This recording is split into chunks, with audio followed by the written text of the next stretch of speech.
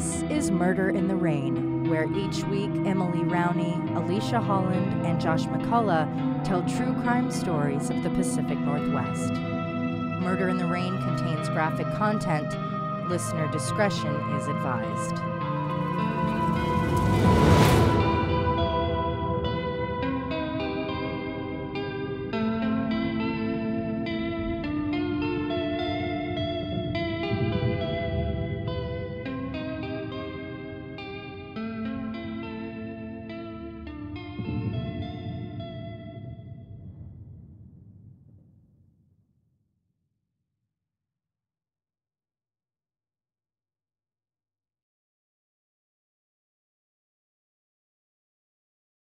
Selah is a city that is often described as a picturesque, tight-knit community located in the Yakima Valley of central Washington.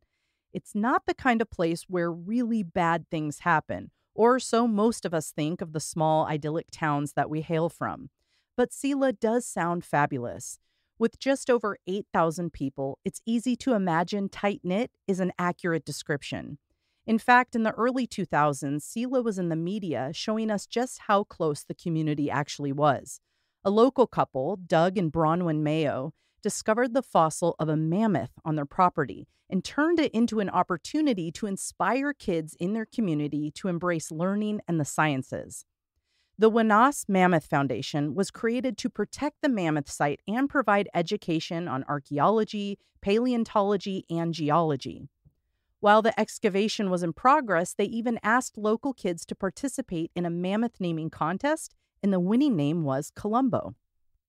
We often talk about cities where cases take place and what they're known for, like Portland, a city with 1,000 nicknames, and each is very descriptive, from things like our coffee to our bridges. Selah has one unique nickname, and it doesn't have to do with mammoths. It has to do with what they're primarily known for. Selah is known as the apple juice capital of the world. Wow. Yeah, right? There are a number of companies who set up shop nearby to benefit from the Wanas Valley, a perfect location for growing and processing apples. And if your city's claim to fame is growing apples, manufacturing apple juice, and putting it into cute little juice boxes, how bad could it really get crime-wise? And you have a mammoth named Columbo. In the state of Washington, your chances of being a victim of violent crime are 1 in 298, according to neighborhoodscout.com. But if you're in Selah, that rate is much less, at 1 in 1,173. It's rare to find cities like this, but there are years when there is quite literally no violent crime in the area. This has, of course, ebbed and flowed over the years, but something like murder rarely happens there. In August of 1997, the quaint little city of Selah, Washington, was shocked to learn that one of their own, Carolyn Clift, was found dead inside her own residence, the victim of a particularly brutal stabbing. Despite multiple eyewitnesses who had heard a disturbance and even glimpsed a potential suspect fleeing the scene, the investigation languished into a cold case. However, a breakthrough occurred, providing crucial information that would ultimately crack the case wide open. 70-year-old Lila Powell lived in Selah Square, a small apartment complex featuring apartments for low-income and elderly people in Selah, Washington. Folks in the community were friendly. In fact, a few of the women living in the townhouses were actually friends, choosing to spend time with each other. That's shocking with neighbors. Just kidding. No, it's true. At around 11:20 p.m. on the night of August 28, 1997, Lila was startled by a scream coming from one of the apartments next door. She knew who lived there. It was her friend, 56-year-old Carolyn Clift. Carolyn was quite close with her Selah neighbors. Before moving there, she had made a living in Alaska as a real estate agent. She raised 2 children, made her own clothes, did the whole perfect mom thing for years. Once her children had grown, she divorced her husband and moved to Selah. She was extremely likable, as she was outgoing, friendly, and made donations to her community on a regular basis. People described her as essentially leaving every conversation with a stranger as friends. So it's no surprise that when Lila heard Carolyn's screams, she rushed outside to Carolyn's door to offer her assistance. The screen door was closed, but the inside door was left open, and Lila was able to see through the screen and into the apartment, and what she saw scared her. There, standing in Carolyn's living room, was a man, but she could only see him in silhouette due to the very low light of a nearby lamp. When the man noticed he had an audience, he reached over and turned the lamp off, leaving the apartment and himself shrouded in darkness. Lila ran to another friend's door, Maxine Jones, so she could call the police. The pair of women watched as the now shirtless man ran through Carolyn's front door and out into the night. His shirt had been lifted up and over his head, obscuring his face from their view as he ran by. They watched on as he ran out of the complex and into the night. Both of them noted that he had a very hairy chest and that he climbed into a dark-colored truck that neither of them had seen before. Before long, officers were on the scene. Officer Bill Rodriguez was the first to enter Carolyn's home. It was completely dark, and as he carefully made his way through the apartment, he found Carolyn. She was dead, lying completely nude on her right side on the floor of her living room, in a pool of her own blood. Carolyn had multiple stab wounds, including 2 to her left side near her ribs and 2 in the center of her back, which initially appeared as a single stab wound. But during the autopsy, it was discovered to be 2, the second of which went right through the first and was very violent, severing her spine. The pathologist later described that the second stab wound to the back was so violent that someone likely stabbed her and then hit the knife or pounded it with another object to force it through her spine.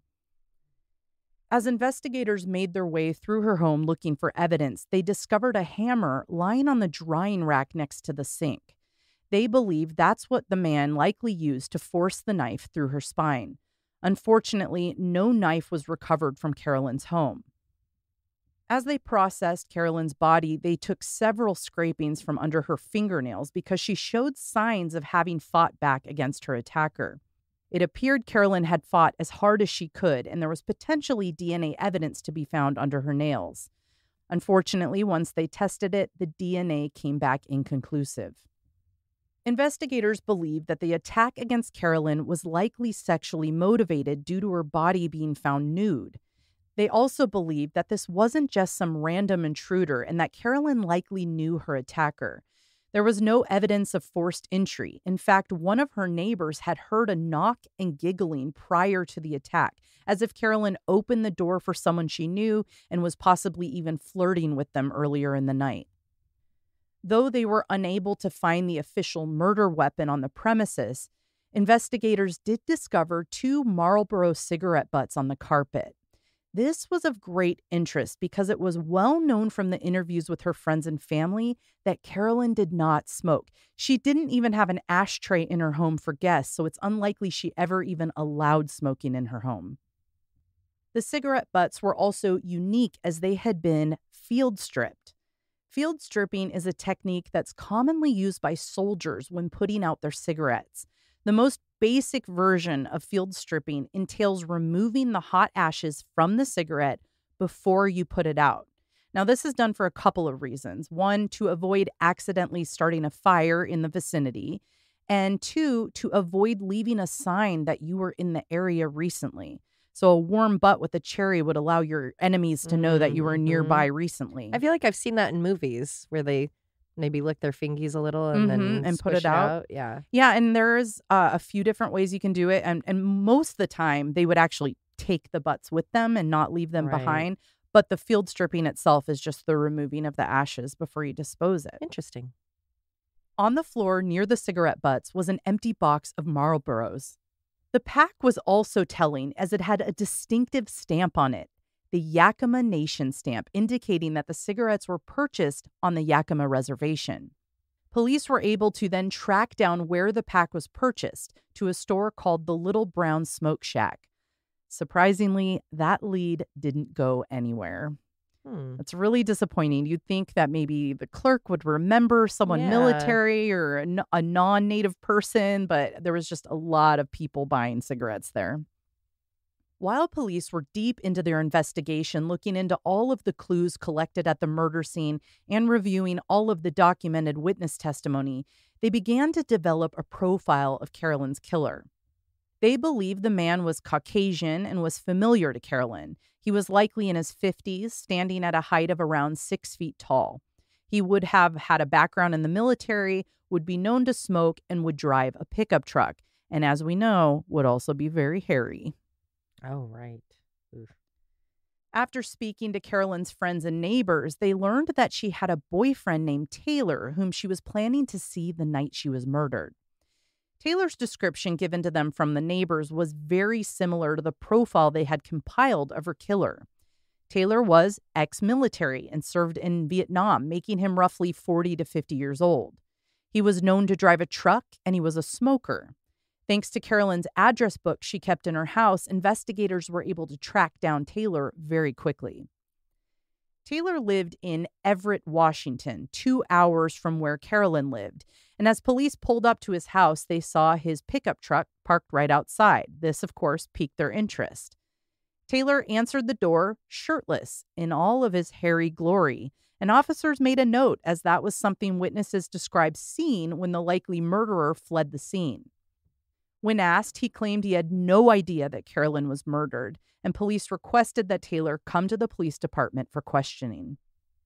Taylor had a way about him, or a look, if you will. Detectives said he would basically drill a hole through them with his eyes, making them feel uncomfortable to even be in the same room with him. When asked about his smoking habit, Taylor claimed to have stopped smoking 3 weeks prior to the night of Carolyn's murder, and that his previous brand of choice was Winston's. Even though he had looks that could kill, he cooperated in the questioning. He told police he dated Carolyn on and off for 4 years, but they had an open relationship and that Carolyn had been with other men. He confirmed he was supposed to have a date with her that night, but he wasn't feeling well, so he stayed home. This was also corroborated by his roommate, who was home and had seen him in his bed at 3 a.m. Doing some quick detective math, they noted that this gave a gap of 6 hours where Taylor could have possibly driven to Carolyn's, murdered her, and then driven home so that his roommate saw him in bed. While they were still at Taylor's home, investigators decided to take a quick little peek into his truck. There, inside, they found an empty Marlboro cigarette pack, which directly conflicted with what he had previously told police about smoking a different brand. This solidified Taylor as the main person of interest in Carolyn's murder case. Unfortunately, everything was circumstantial. There was nothing left at the crime scene that officially linked Taylor to her murder. They needed more, perhaps a witness who could tie Taylor to Selah, Washington on the night Carolyn was murdered.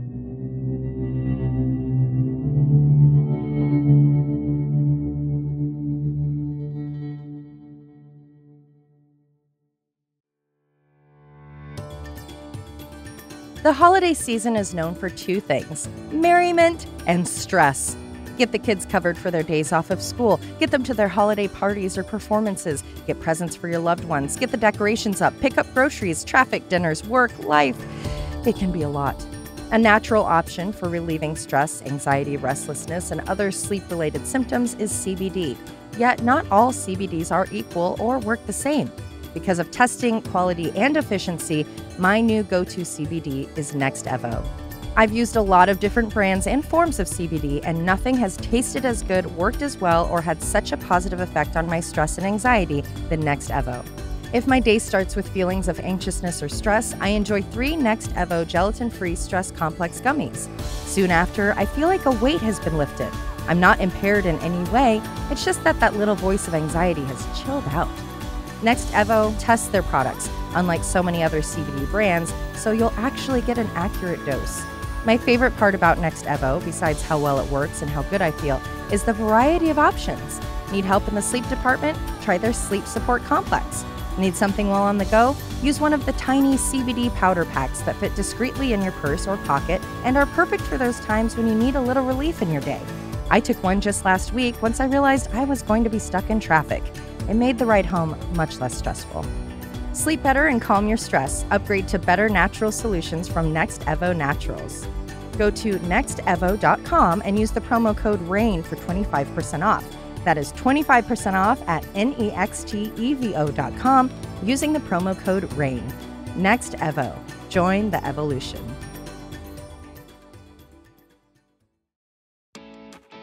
Meal planning is great in theory, but for my brain, it is a real struggle. What makes planning ahead even more difficult is the stress of the holidays. On top of that, it's hard to get anything done when you're hungry. That's why we love America's #1 ready-to-eat meal delivery service, Factor. Imagine all of the fresh food and nutritional benefits you want from a meal delivery service, but in ready-to-heat and eat, never frozen meals. When you or your family members start to get hangry, deciding what to eat, prepping it all out, cooking it, and finally getting around to eating can take forever. And then you have to clean up, but not with Factor. Factor meals are not your run-of-the-mill packaged meals. You can choose from Factor's weekly menu via your preferences of keto, vegetarian, chef's choice, protein plus, and more. Factor covers every meal, so you could start your day with some gingerbread seasoned pancakes, have a peanut Buddha bowl for lunch, and wrap up the day with a stuffed pepper casserole. They even offer gourmet plus options like leeks, truffles, and broccolini. So if you're looking for all of the convenience of a food delivery service without the inconvenience of cooking, look no further than Factor. In just 2 minutes, you can be enjoying a fresh, delicious meal and know that you are making a sustainable choice, as 100% of their emissions are offset and they use 100% renewable electricity for their production sites and offices. Head to factormeals.com/rain50 and use the code RAIN50 to get 50% off. That's code RAIN50 at factormeals.com/rain50 to get 50% off. Factor, healthy eating made easy.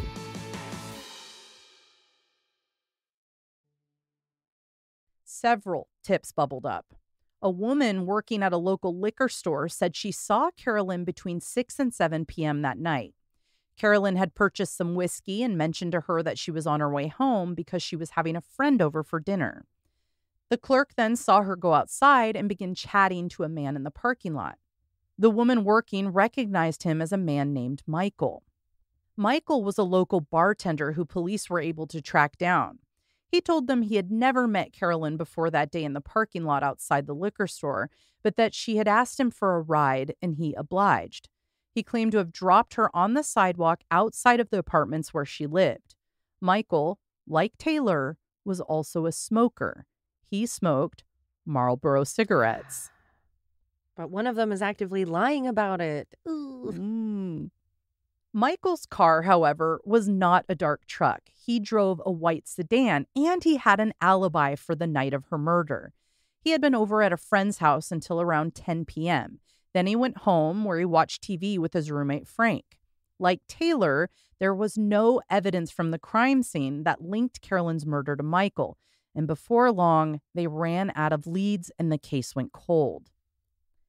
Years went by, and eventually Carolyn's parents had had enough of the lack of movement in their daughter's case, so they hatched a plan to bring her back into the spotlight.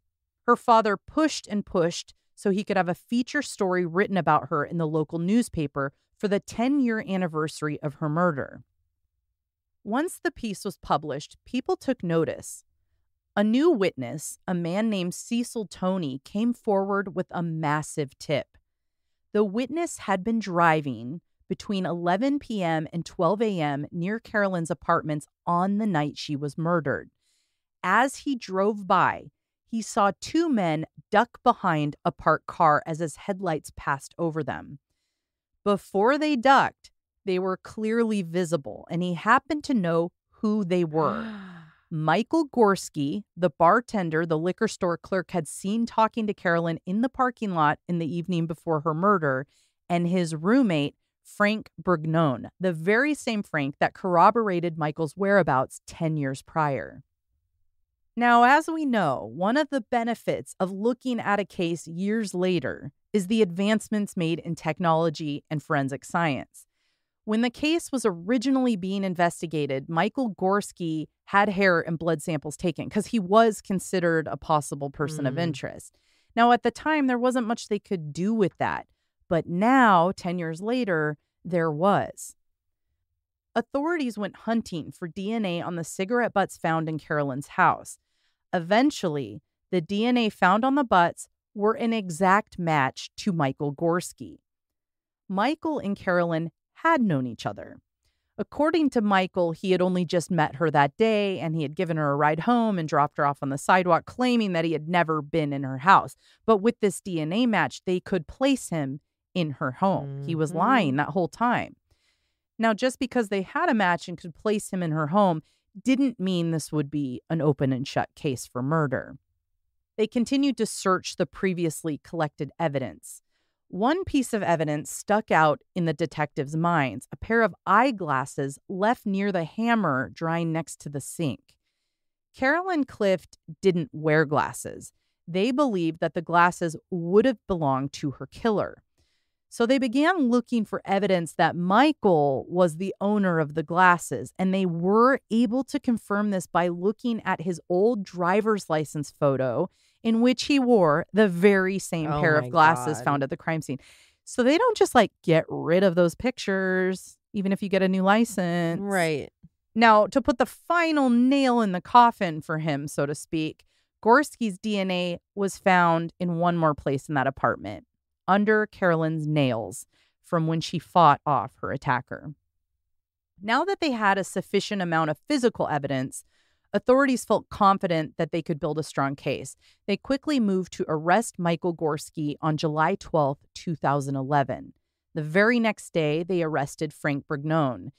In a tried and true police tactic, one straight out of the movies, they pulled the wool over Frank's eyes and told him that his old buddy Michael pinned the murder on him. And that's, of course, a surefire way to get someone to talk.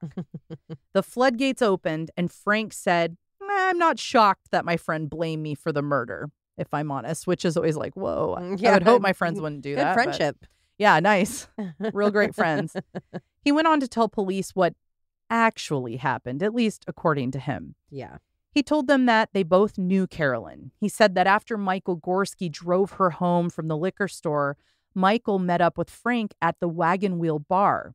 Frank went on to say that Michael told him he wanted to go back to Carolyn's home. Frank then drove Michael to her apartment in Frank's blue pickup truck. Both men were warmly greeted by Carolyn at the door, who was wearing a bathrobe at the time. Frank claimed that Michael Gorski quickly started making a move on Carolyn right there in front of him, and it was clearly unwanted. Michael then forcibly removed her robe, leaving her naked in front of both of them. He then began pushing Carolyn, eventually pushing her so hard that she fell to the floor. Now, while Frank described Michael pushing Carolyn to the floor, he made a stabbing motion with his hands. Detectives picked up on this and jumped into action by seizing the opportunity to get Frank to tell them more than he intended to. His actions of acting out what happened told more of the story than what I think he was actually saying. So while he was saying one thing, his body was acting out another, and they encouraged him to keep going, and he fully acted out Michael stabbing Carolyn. Jeez.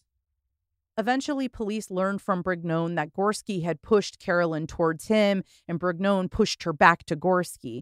Then Brignone claimed that Gorski pulled out a rod or a knife that he described as, quote, a big, big, long thing, but I couldn't tell exactly what it looked like or what the handle looked like or anything. It was just a big, long thing. Carolyn then fell to her knees, and Brignone tried to catch her but missed, and she fell onto the floor. That's when he saw blood. She then reached up and grabbed his shoulder, which scared him, and he said he backed up and told Gorski he was leaving. After he went outside, Gorski eventually followed him out. Brignone claimed that he never saw Gorski stab her a second time, and that he never saw a hammer. According to him, he had been in his truck waiting for Gorski to come out and leave with him, which he claimed was about 5 minutes later. Now, I should note here that nobody believed that Brignone was merely a watcher. Detectives believed he was actively involved in the murder, despite the lack of any DNA being found that belonged to him. His statements, paired with the evidence and eyewitness accounts, made everyone feel confident that they could go to trial with both men and get them both convicted of second-degree murder. And they were. They both went to trial, a joint trial, but each of them opted for, their own choose-your-own-adventure of sorts. Michael Gorski chose a trial by jury, whereas Frank chose to ditch the peers and wanted a judge only. So it was the same trial. And they were at the same time? Right. That's interesting. And I don't know that I've ever heard of that. What was really interesting is they had all this audio from Brignon's testimony that the jury never heard because it had nothing to do with Michael Gorski. So, I mean, it did, but I think the way they planned their prosecution, it really didn't matter. Right.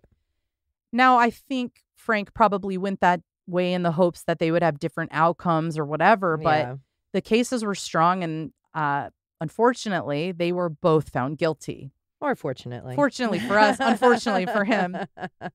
On February 11th, 2013, Michael Gorski was found guilty of second-degree murder. Just days later, Frank Brignon was also found guilty of second-degree murder.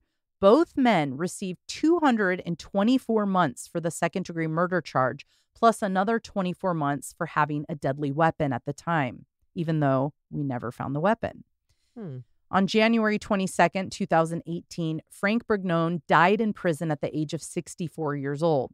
Michael Gorski is 73 and living in the Stafford Creek Correction Center in Aberdeen, Washington. Sadly, Carolyn's parents didn't get to see the justice they fought so hard for. By the time the trial rolled around, her mother had passed away and her father had severe Alzheimer's and didn't understand that the case was finally closed. But her siblings and her children would be able to see her case finally closed and justice finally be served. Nice.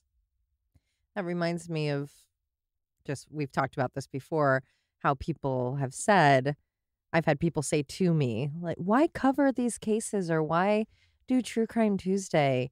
That case is from like 40 years ago. Yeah. This is why. They eventually get closed when the right person comes forward. And you know why he never came forward is he was under the impression it was solved. So there was like a misconception or like, word of mouth in a small town that, we know who did it. It's closed or we're working on it. So we don't need your help kind of a thing. The everyday person, if it's not talked about in the media, they just assume it's done. Yeah. And he didn't know. And then when he saw that article come out, he's like, oh, shit. Yeah. I actually saw something. Wow. That's awesome. Good for them coming forward, literally solving a murder case. Yeah. Now, I mentioned violent crime was rare in Selah, but reviewing their crime data, I could see that there is a murder every few years there. But one of them really stood out to me because it had ties to Carolyn's case in an odd way. On September 6th, 1975, a man named Everett Fretlin was shot and killed in Selah. Now, this happened in the back room of the Wagon Wheel Bar and Restaurant. Now, you might have remembered I mentioned that earlier. That is the same wagon wheel where Brignon and Gorski had met up the night of Carolyn's murder and went back to her place. That's also where they met her. So that's a very popular restaurant and bar that they frequented and they all got to know each other and were probably bar friends, the type. Well, Everett Fretlin was the previous owner of that bar, and it was one of 3 he owned in the Selah and Yakima area. About a month prior to his murder in the wagon wheel, a fire was set to one of his other businesses, making it seem pretty obvious to police that he was being targeted by someone. Now, it wasn't until 2006 that a task force was put together to look at unsolved homicides, because even though they had leads back then, they never did solve his case. So they got that team together to look at some unsolved homicides. One of them may have been Carolyn's, for all we know. And they eventually looked back at witness testimony and reran DNA that had been collected and got someone. They got a culprit named Gary Isaacs. And it turned out he didn't set the fire. But one of his friends was hurt in that fire, and the murder was retaliation for Fretlin never doing anything about it. So I found that interesting that it was tied to that case in a little way, and in a small town that claims to have little murder. There was a suicide homicide situation in 2020. There have been a couple of murders throughout the years, but it is relatively a low crime place. Yeah. Yeah, just a little place where you pick your apples and make your juice. That's fun. I didn't know we were so close to the apple juice capital of the world. I know. I drive near there a lot. Wow. In fact, I'll be near there today. Grab me some juice. I won't have time. They're probably closed. It's Sunday.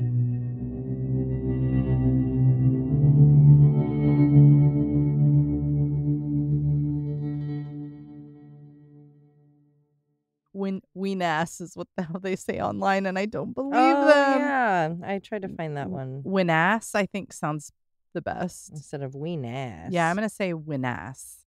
Hike me up, please, sir. Blast me in the holes. Located in the Yakima...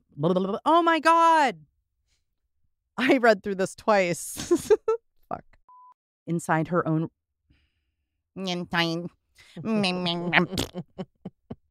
Wasn't just some rander... Oh, my God. You're a real rander. She didn't even have a cigarette tray in her... Is that what it's called? An ashtray? Ashtray. Yeah. That's what I meant. I knew I didn't know the word. That was real Canadian of you. I know. On the floor near the cigarette butts was an empty box of Marlboro. Oh, God, I fucking The knew worst it. word. I knew this would happen. On the floor near the cigarette butts was an empty box of oh, my God. Marlboros. It's the worst name. I got to put I I've have to never put said it in my spaces life. in them because it's so fucking annoying. Marlboros. Marlboros. And I say it at least 2 more times. I swear to God. I was cursing it this morning. Was an empty box of Marlboros. Of Marlboros. That's fine. We'll shove it in there. While police were deep into their... Starting over. Murder in the Rain is a Cascade Media production, written, hosted, and edited by Josh McCullough, Emily Rowney, and Alicia Holland. Feel free to email us at murderintherain@gmail.com or through our website, murderintherain.com. For as little as $1 a month, you can subscribe on Patreon to get exclusive access to ad-free and older episodes. For only $5, you can access Patreon-exclusive episodes and content. For more of us, be sure to follow on all the socials, listen to Josh and Alicia on their other show, Always Be My Sisters, and follow Emily on TikTok at @M_murderintherain. And suck my balls.